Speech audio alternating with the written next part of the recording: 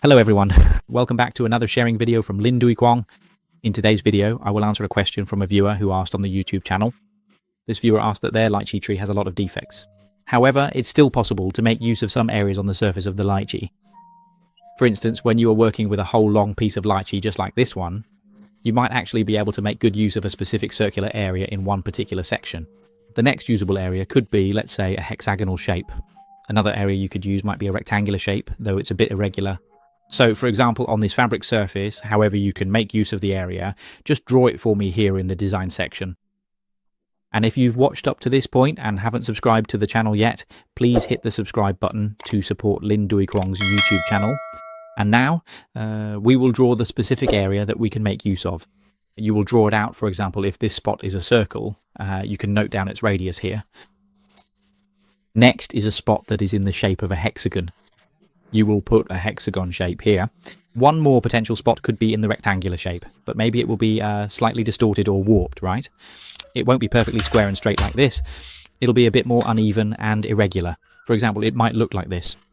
It's a little bit distorted like this, right? See, for example, it's a bit distorted like this, right?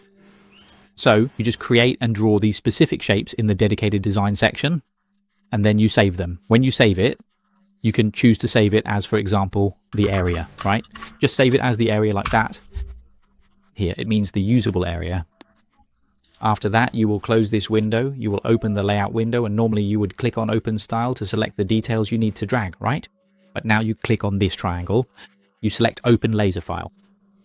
And here you will select the file name section, you click here, you select the area that we can use, click Open, and then OK. Alright, so now we have the part that we can make use of on this layout, on this fabric surface, right? We will first draw out these areas, meaning these are the areas we can utilize, and then we will drag the layout into these areas. Now, you will open the section for the product code that we need to drag in here. There, after that, you will select the size for me.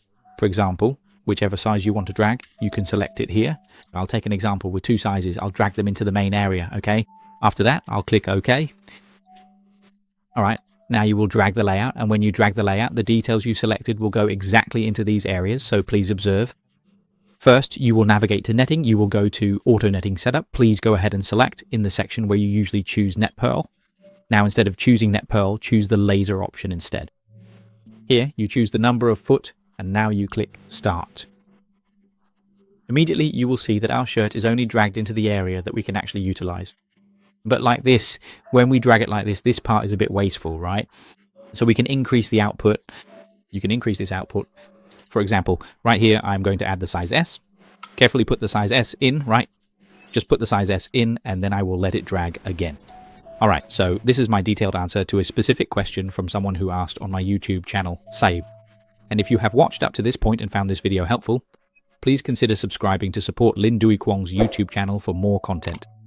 Additionally, please share this video with the garment industry community so that more people can benefit from these valuable insights. Goodbye and see you in the next sharing videos.